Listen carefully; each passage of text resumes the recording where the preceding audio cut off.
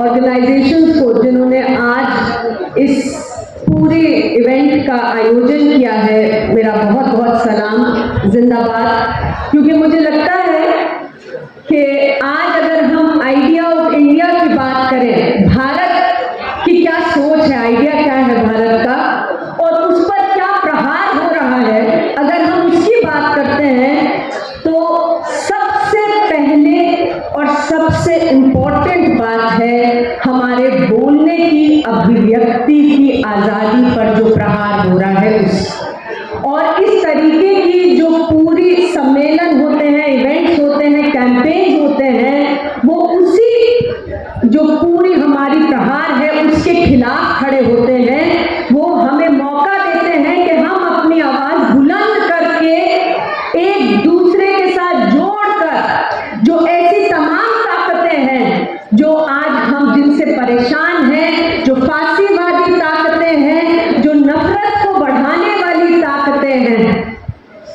जो आज सत्ता में बैठी हैं, उन्हें टक्कर दे सकें। तो मेरा बहुत बहुत जिंदाबाद और सलाम इस पूरे कैंपेन को।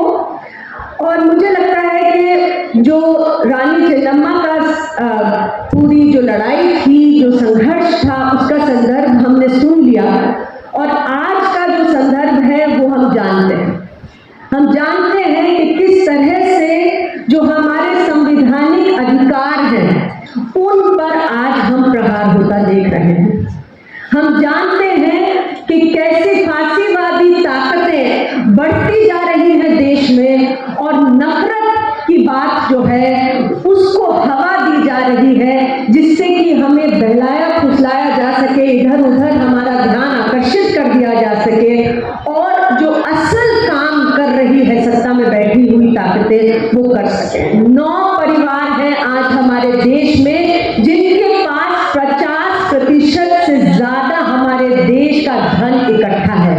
आप ये सोचिए कि क्या हाल है हमारे देश में, जो हाशिए पे रह रहे हैं लोग, जो पूरी तरह से गरीबी में रह रहे हैं लोग, कितने प्रतिशत लोग हैं, और 9 परिवार हैं जिनके पास 50% धन हमारे देश का एकत्रित है। ये ऐसे ही नहीं होता है, ऐसे ही नहीं हो जाता कि केवल 9 परिवार सारा कुछ लेकर बैठ जाएं। ये पूरी तरह से सोच समझकर, नीतियां बनाकर, कानून बनाकर एक व्यवस्था बनाई जाती है जिससे कि ये पॉसिबल है। और उस पर हम चर्चा ना करें, सवाल ना उठाएं, ये एक पूरा षड्यंत्र है जिसे मैं कहूंगी। और ये पॉसिबल नहीं है कि ये हो सके अगर हम सवाल पूछ सकें। जो सत्ता में बैठे हैं लोग, उन ताकतों को अगर हम जवाबदेह बना सकें, ये सारी जो राजनीति चल रही है ये हो ही नहीं सकती और सत्ता में बैठे हुए लोग ये जानते हैं। इसलिए अगर आज आप देखें तो सबसे बड़ा जो प्रहार हम देख रहे हैं हमारे संवैधानिक अधिकारों पर, वो है हमारे सवाल पूछने के अधिकार पर, वो है हमारी आवाज उठाने के अधिकार पर, जिसको हम freedom of speech and expression कहते हैं, फ्रीडम ऑफ इंफॉर्मेशन कहते हैं, राइट टू इंफॉर्मेशन कहते हैं। इन सब चीजों पर आज प्रहार है। आप में से कई लोगों ने जो अभी इलेक्टोरल बॉन्ड, चुनावी चंदे के जो बॉन्ड हैं, उसके बारे में बात सुनी होगी। मैं उसी पर 7-8 मिनट बात करना चाहूंगी, क्योंकि अगर हम समझें इस पूरे खेल को तो एक तरीके से देश में क्या हो रहा है, जो सत्ता में बैठे लोग हैं वो कैसे हमारे संविधान को, हमारे लोकतंत्र को कैसे तोड़ मरोड़ रहे हैं, ये इलेक्टोरल बॉन्ड के ही पूरे कांड से समझ में आ सकता है। देखिए, हमारे देश में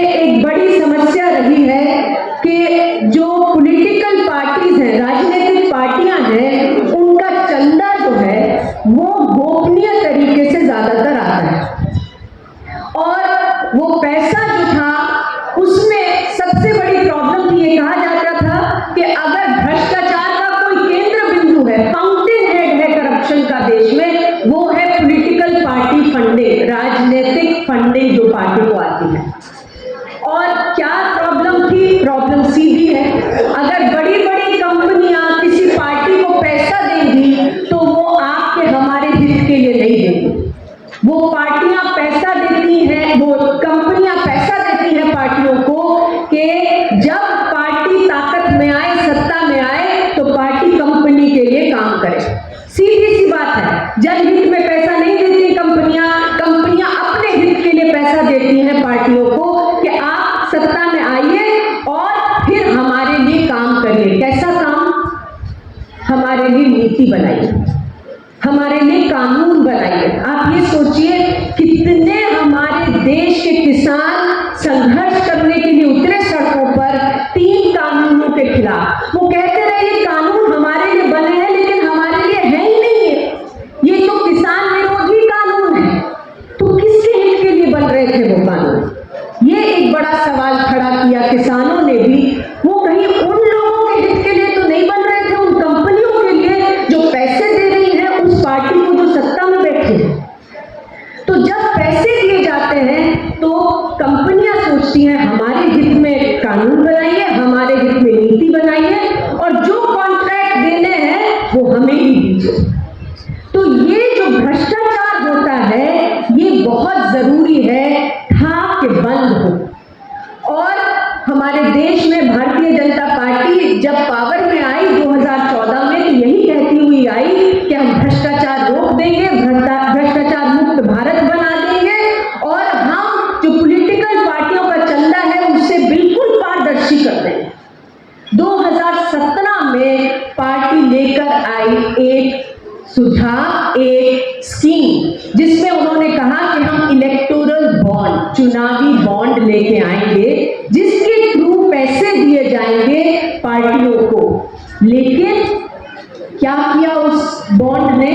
उस बॉन्ड ने सारी जितनी भी फंडिंग आती थी पॉलिटिकल पार्टीज को जो कि बॉन्ड के थ्रू आ रही थी, इलेक्टोरल बॉन्ड के थ्रू, उसको गोपनीय बना दिया।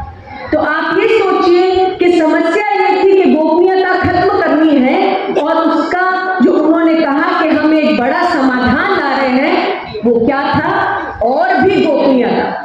तो सीधी बात हमें समझने की जरूरत है कि लोगों की आंख में धूल झोंक कर इलेक्टोरल बॉन्ड की जो स्कीम लाई गई उसने हमें और भी गोपनीय चंदे की क्षेत्र में डाल दिया। अभी सुप्रीम कोर्ट की जजमेंट आई और जजमेंट ने क्या कहा? जजमेंट में कोर्ट ने, संवैधानिक पीठ जो है कोर्ट की, उसने कहा इन बॉन्ड्स को बंद करो, इस स्कीम को बंद करो। क्यों? क्योंकि ये तो आपके और हमारे जो अभिव्यक्ति की आजादी है, बोलने की आजादी है, जानने की आजादी है, उसके खिलाफ। जो अनुच्छेद 19 है संविधान का उसके खिलाफ है, गैर संवैधानिक है, इसे बंद किया जाए। क्यों? क्योंकि अगर आप और मैं चुनाव में जाएंगे, वोट देने के लिए जाएंगे, अगर हम यही नहीं जान पाएंगे कि किस पार्टी को किस कंपनी ने पैसे दिए, तो हम कैसे अपना वोट सही तरीके से देंगे? हमें कैसे पता होगा कि वो पार्टी किसके लिए काम करेगी जब वो चुनी जाएगी? तो कोर्ट ने कहा कि लोगों को जानने का हक है कि पैसे कहां से आते हैं पार्टियों के पास, इसलिए ये जो बॉन्ड है, ये चंदा जो आ रहा है, ये गैर संवैधानिक है, इसे बंद किया जाए। और कोर्ट ने कहा कि सारी सूचना 2019 अप्रैल से दीजिए लोगों को कि ये बॉन्ड किसने खरीदे और किस पार्टी को दिए।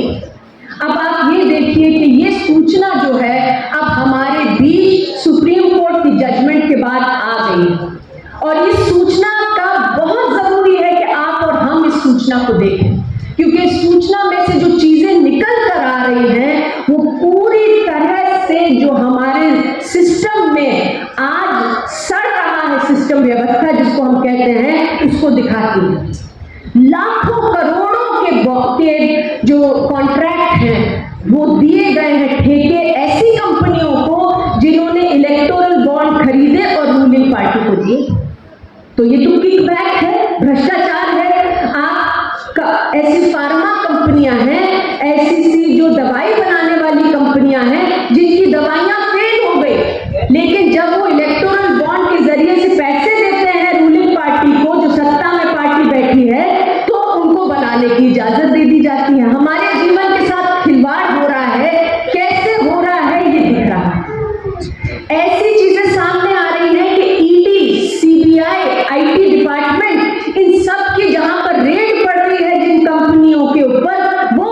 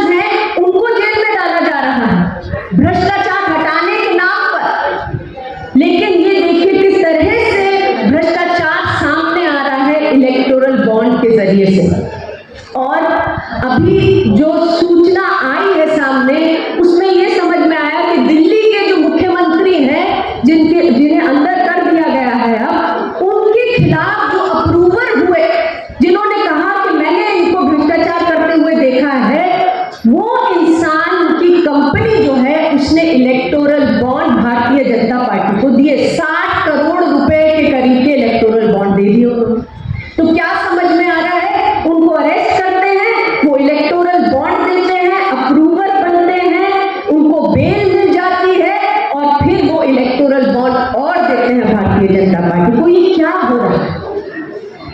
इलेक्टोरल बॉन्ड की जो सारी सूचना सामने आ रही है उसमें भ्रष्टाचार सामने आ रहा है, और दूसरी चीज आ रही है सामने के जो तमाम संस्थाएं हैं जिन्हें हमारे संवैधानिक अधिकारों के लिए खड़ा होना है, वो कैसे तोड़ दी गई है। SBI, state bank of India, वो झूठ बोल रहे हैं खड़े होकर सुप्रीम कोर्ट में कि हम तो सूचना दे ही नहीं सकते 4 महीने तक। जब सुप्रीम कोर्ट की फटकार पड़ती है तो कुछ घंटों में सूचना आ जाती है।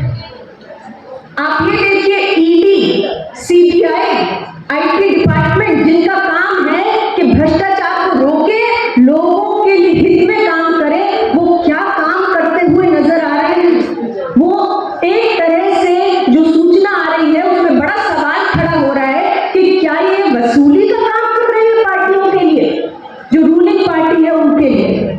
उसी तरह से इलेक्शन कमीशन ऑफ इंडिया, जिन्होंने चुनाव कराने, हमारे देश में चुनाव होने वाले हैं, इलेक्शन कमीशन ऑफ इंडिया का जो रोल आप देखें, पहले का चुनावी बॉन्ड बिल्कुल खराब, और फिर दबाव में आके, जाने क्यों दबाव भी होगा, कहने लगे ठीक है हमें कोई दिक्कत नहीं। और मैं तो ये कहूंगी सुप्रीम कोर्ट का बहुत अच्छा ऑर्डर आया है, लेकिन सवाल सुप्रीम कोर्ट पर भी खड़ा होता है। 2017 से ये मुद्दा कोर्ट में ले जाया गया, 2024 में आके कोर्ट को समय मिला इसके ऊपर चिंतन करने का और ऑर्डर देने का, जजमेंट देने का। इतने साल जो पार्टियां हैं और जो रूलिंग पार्टी है वो अपने जो है तिजोरी भरती रही, और अब चुनाव आने वाले हैं, पूरी तरह से लेवल प्लेइंग फील्ड डिस्ट्रॉय कर दिया गया। 50% से ज्यादा जो फंड आए इलेक्टोरल बॉन्ड के, वो भारतीय जनता पार्टी के पास आ गए। तब हम चुनाव में जा रहे हैं। तो सवाल आज जब हम रानी चिन्नम्मा की बात करते हैं, जब हम अपने संघर्ष को आगे ले जाने की बात करते हैं, तो बहुत जरूरी है कि हम ये अपने सवाल पूछने के हक की लड़ाई जरूर साथ में लड़ते रहें। हम जरूर कहते रहे कि हम चुप नहीं बैठेंगे, ये राजा और रानी का समय नहीं है, अब ये हमारा संविधान है, हमारा लोकतंत्र है। हम सवाल पूछेंगे, हम जवाब मांगेंगे, और जो सत्ता में बैठे हैं उन्हें जवाब देना होगा। और जो सूचना सामने आई है उसे हम देख कर फिर चुनाव में वोट करने जाएंगे।